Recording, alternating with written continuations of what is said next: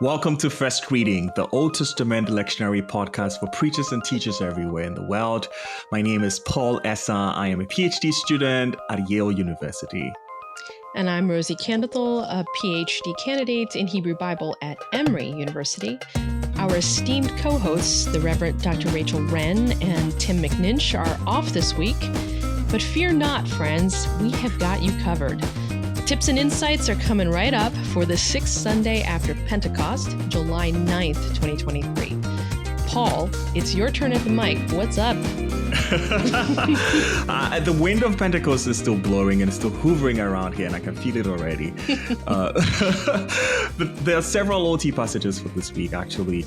There's the Song of Songs, chapter 2, verse 8 through 13, and two other prophetic passages from Zechariah and I think Isaiah. I was particularly very excited to read that the Song of Songs and Zechariah is featured for this week as alternative passages because they don't often get featured, very often in church, right? But as you, Rosie, have brilliantly suggested in our last few episodes, sticking to the semi-continuous first readings of the year Eastran has a lot of thematic benefits, even for our understanding and appreciation of the gospel readings that is attached to it. So all that to say that I am sticking with Genesis 24, which is the love story of Isaac and Rebekah. Fun fact about me, I have watched all of the Married at First Sight show on Prime, Amazon Prime. And somehow this text reads to me as one of the features on those episodes. Have you seen any of that, Rosie? I haven't, but now that you mention it, it's come up on my feed and I think I might give it a try. It's Married at First Sight, folks. It'll help you pick up on this love story here. But Paul, it sounds like you are interested in zooming in on the motif of love between Isaac and Rebekah. Am I right about that? Yeah, that would be fun, but maybe not. Partly yes, because I'm going to talk about marriage at some point. But I think this passage very well balances happy, relaxing topics such as love with some other really dense topics. And by that, I mean topics such as travel, patriarchy, cultural and ethnic mixing, the peculiarity of God's guidance, even in selecting a life partner, and so on and so forth.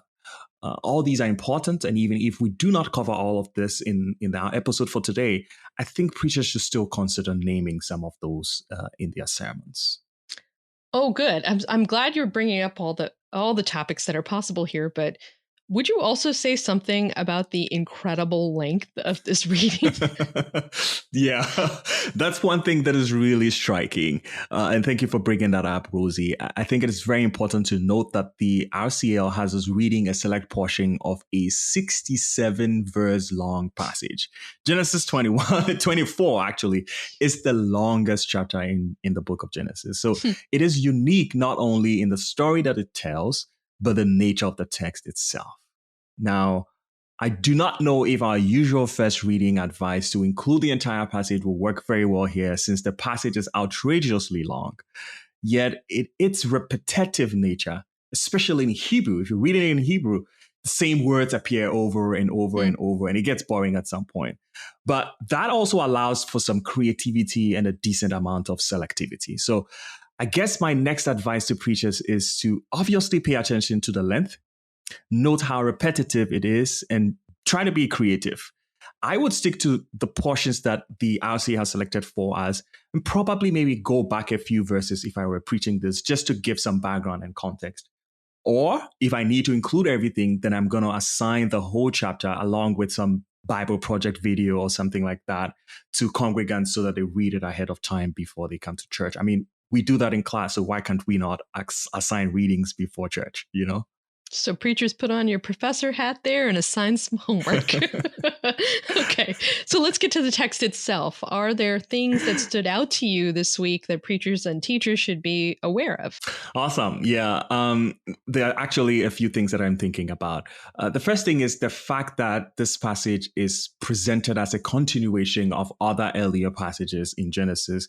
We have done Genesis 12, Genesis 18, Genesis 21, Genesis 22.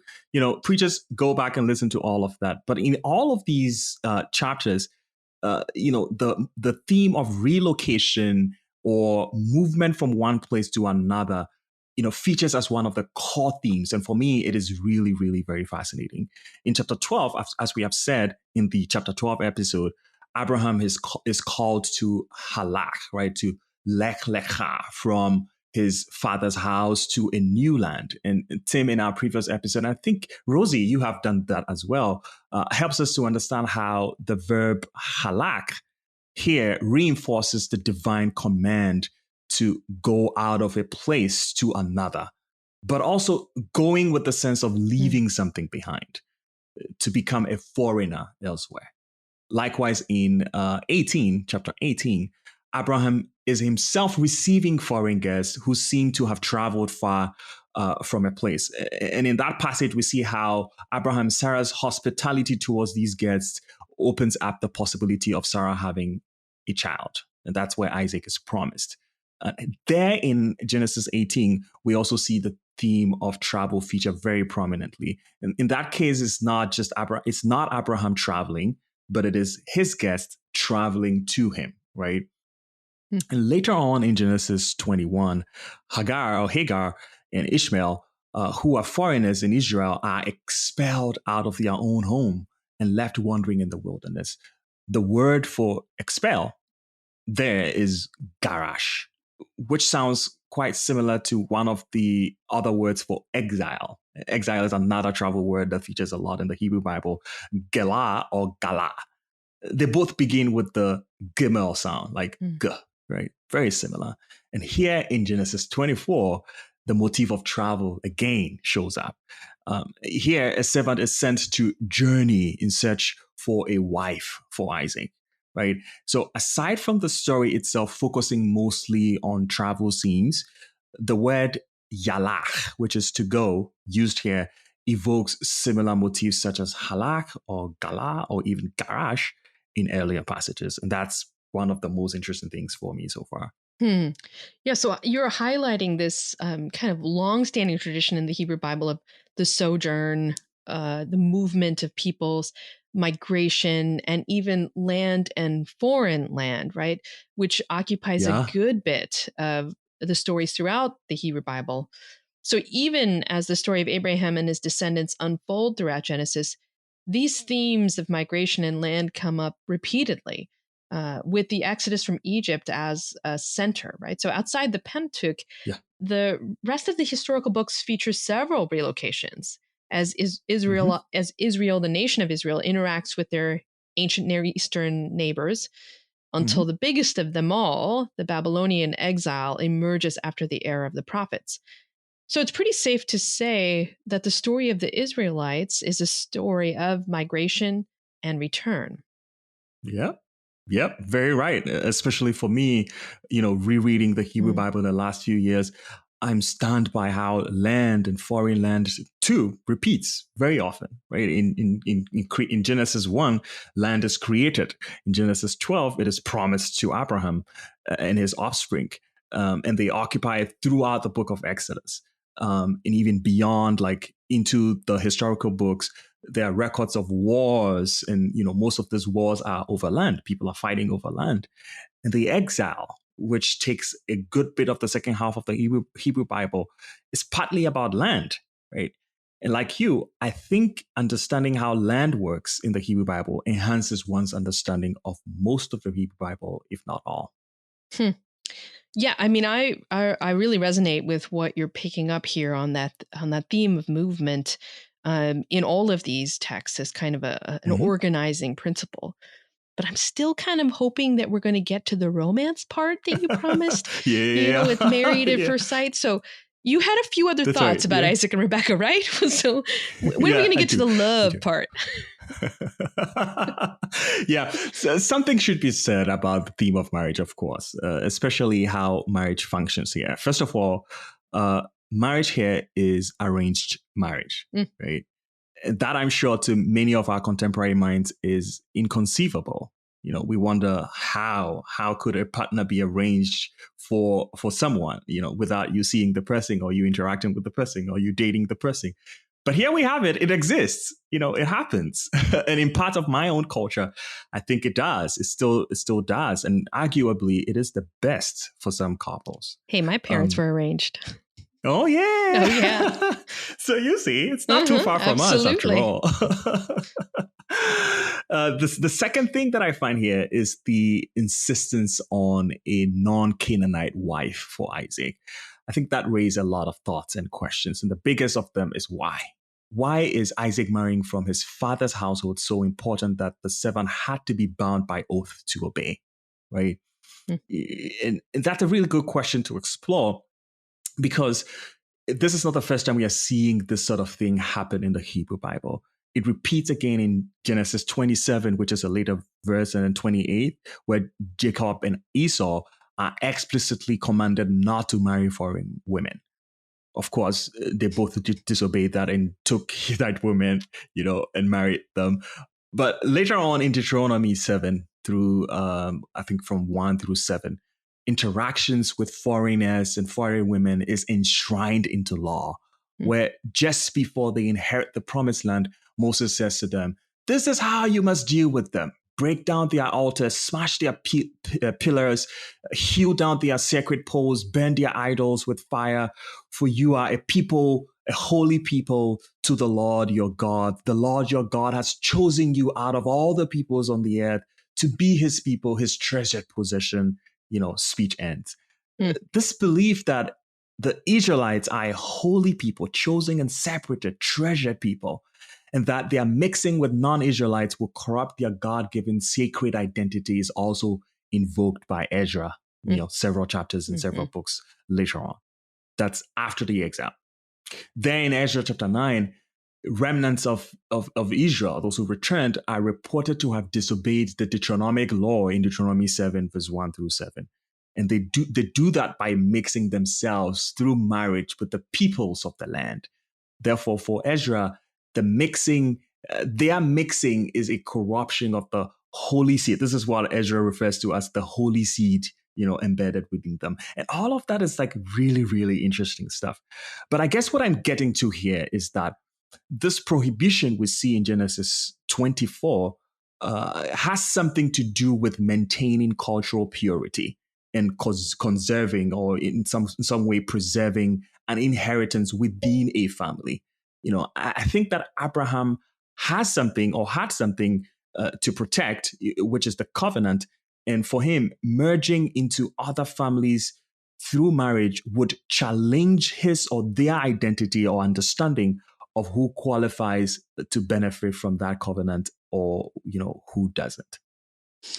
I think something that you're putting your finger on here too is that there's a kind of a long tension here in Genesis and then other parts of the Bible where there is quite a bit of mixing that we see. So Moses marries a Midianite. We see all kinds of significant examples of intermarriage, and then we see these other places where there are these strong prohibitions, right? So I think you're pointing at a long tension in how Israel considers its alliances, marriages. So there's a lot to say, but to also say that it's not clear, what's actually allowed or not, right? So Esther's a major example. My dissertation's, she's marrying a Persian king and remains a Jewish heroine, right? So anyway, there's some exploring here that you're inviting us to do about this dynamic of the us versus them that underlines marriage, right? So, and preachers might consider ways in which this remains a fact, that we too look inward with concern about what we lose about ourselves and also what we gain in intermingling in marrying with others who are not like us. Exactly. I would like to offer a word of caution here, because I remember a long time ago in youth group, we were discussing this passage and somebody asked me, oh, so does that mean that the Bible says we should not marry people of other race and ethnicity or cultures? I'm like, okay, let's talk about this. First, I think that, this is a command for a people at a specified time and context, and not a timeless command that binds all humans at all places. And I think that, in fact, we should not read the Hebrew Bible that way at all, not to pick like a command or something or a phenomenon that happens at a particular place in time and apply it to all of us humans. Like that's the good interpretive approach and methods to take. The second thing that I want to highlight is that, and I think you started going there, Rosie, is that this command does not go even unchallenged within the Bible itself, right? People did not always respond with obedience. And you mentioned the example of Esther. Take another example like Ruth, intermarriages in both Esther and Ruth reads to me as both a resistance and a reimagination of ancient Israelite theology. Resistance in the sense that it pushes back on the prohibition of cultural mixing and intermarriages enacted in Deuteronomy 7. And also provides a much more nuanced alternative where in some contexts, such as exile, cultural mixing and intermarriages is really unavoidable. It's just bound to happen because we are not in our own home, Right. And there's something to praise about this, right? I mean, to celebrate that the Bible contains a message of cultural specificity, of national specificity, but it also has a strain of universalism, that it is a covenant that's not only held in specificity with Israel and God, but one that blesses all nations, right? And is for all people. So the both the us and the them in relationship, is something that I think you're putting your finger on in this story and negotiating those lines. I think there's a lot to say there, right? And then I think you're going to be going toward how does God play into all of this, right? Another interesting thing that I found here, which I couldn't just resist, but to bring up here, especially at this time, during the summer when most people are transitioning from one thing to the other, and thinking about like job prospects and thinking about heavy decisions that are similar to making a decision about who you want to spend the rest of your life, choosing a life partner. There's this thing about divine guidance and prayer in here, right? The servant who is sent, to go into the deep and find a partner for Isaac, knows how difficult this task is, and begins with a prayer, right? And makes set certain parameters as to like who might fit into that parameter, asking God for success and guidance through this process. And I think that at a particular time as this, it will be important for preachers to remind folks and remind their congregants that prayer is important, and especially for guidance at a time when like uncertainty and expectation and hope is difficult to hold on to, right? Yeah, so that's the other thing that I wanted to highlight. I think that's a lovely point to remind us of too, is that the servant relies in that kind of spotlight on prayer in that moment right before he tries to approach Rebecca. Like he asks for God to help. And there's just a simple but also really important reminder of the place of prayer in any important venture, right? So I think that's a great place to maybe leave our listeners. And thank you for your work on this passage, Paul. My pleasure. Friends, we hope you found something helpful in our discussion today. Remember, you can find an episode on just about every passage in the lectionary by using the search box on our website, firstreadingpodcast.com. And while you're there, take a look at our merchandise or make a donation to help keep the podcast going. And a big thank you to everyone who's already donated. We are grateful for your support. Subscribe wherever you get your podcasts, and if you found us helpful, leave us a review on Apple or Spotify or wherever you may find us. Until next time, I'm Rosie Candethal. And I am Paul Essa. Have a great week.